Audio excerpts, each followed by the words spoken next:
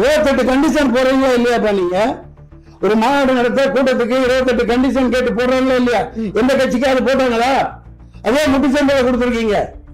அந்த இடத்துல நான் இருந்திருந்தா நடந்திருக்கிறதே வேற. உடனே வந்து நின்று நான் தான் காப்பாத்துறேன்.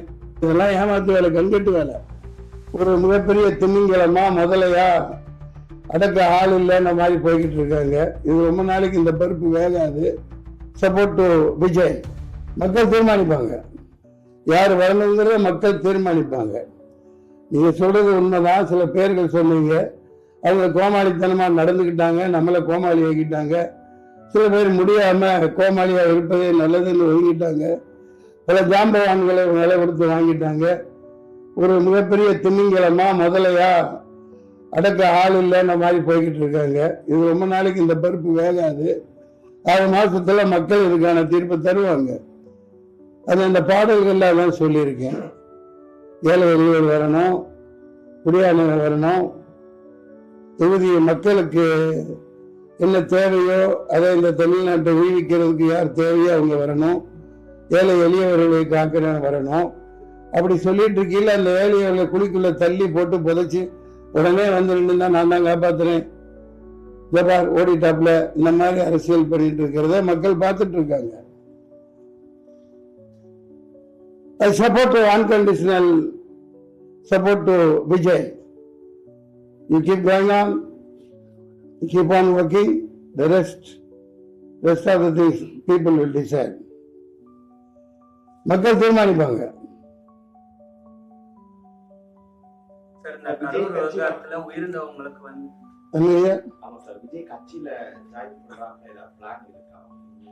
என்ன மடத்தனமா பேசிட்டு இருக்கிறீங்க? நான்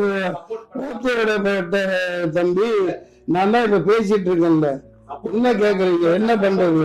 இது சப்போர்ட் ஒட்டுமொத்த மக்களே சப்போர்ட் இருக்குல்ல, அப்புறம் நான் என்ன பண்றது?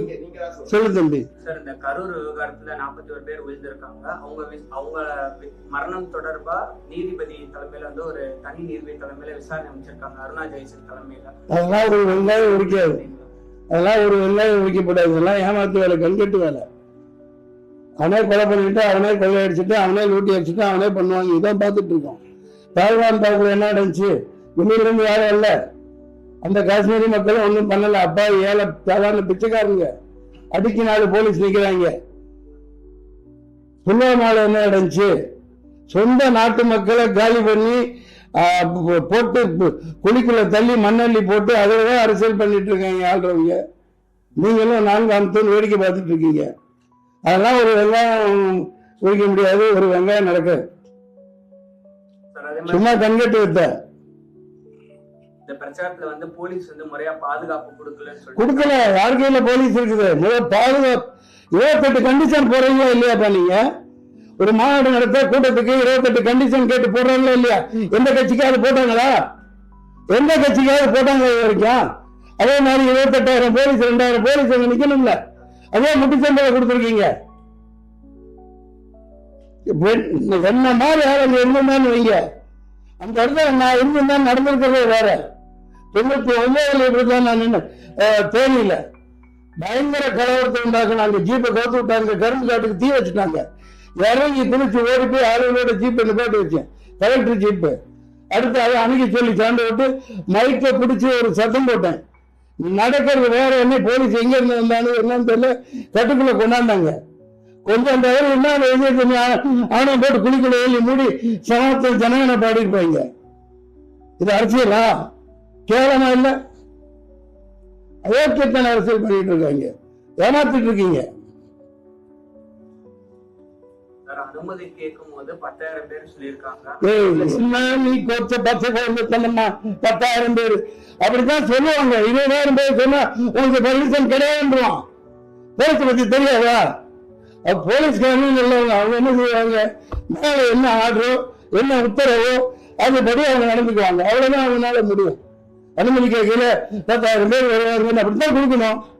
அவங்க அதுதான் நடைமுறை. 10 பேர் அந்த கூட்டத்துக்குலாம் வரமாட்டாங்க. எல்லாம் பிரியாணி போட்டணும், சாராயம் 100 ரூபாய் 200 ரூபாய் காசு, இதை கூப்பிட்டு கூட்டம் போடுவான். அவனுக்கு போட்டோ வெளியில நல்லா 10 கிலோமீட்டர் இடம் கொடுப்பீங்க. 4 லட்சம் பேர் கூடுறான்னு தெரியலையா? அப்புறம் முட்டுச்சந்தைக்குள்ள அனுப்புறீங்க. பயங்கரமா பலன் பண்ணி வச்சுட்டு அவங்களோட குண்டைகளுக்கு மேல பயங்கரமான ரவுடிகளை எத்தனை கத்தி குத்து பண்ணான்னு தெரியல. நான் சொல்லல, இந்த மக்கள் சொல்லிட்டு இருக்காங்க, வந்துட்டு இருக்கு. பாத்தீங்களா இல்லையா? ஒரு பயங்கரமான ரவுடி ராஜ்யம். ஏன்னா என்ன உள்ள அன்னைக்கே உடனே போஸ்ட்மார்ட்டம் பண்ணி உடனே போச்சு முடிச்சாச்சு. ஏன்னா அப்படி வச்சிருந்தா எங்க குத்துப்பட்டிருக்கு, என்னென்ன நடந்திருக்குன்னு தெரிஞ்சா. Shame on this politics. Vijay அவர்களை பார்க்கதான் மக்கள் ஒரு கூட்டம் வந்துச்சு.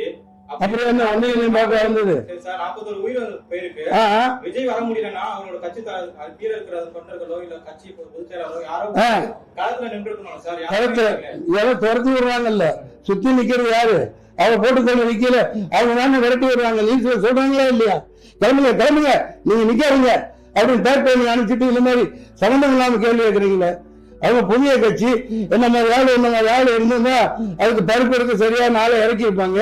அந்த மாதிரி ரவுடிகள் உங்கள்கிட்ட இல்ல. அங்க இருந்து என்ன அடியாங்க சொல்றீங்களா? மக்களை தீர்த்து கட்டிட்டாங்க. அவர் ஒரு பாதுகாப்பு இருக்காப்லையா இல்லையா?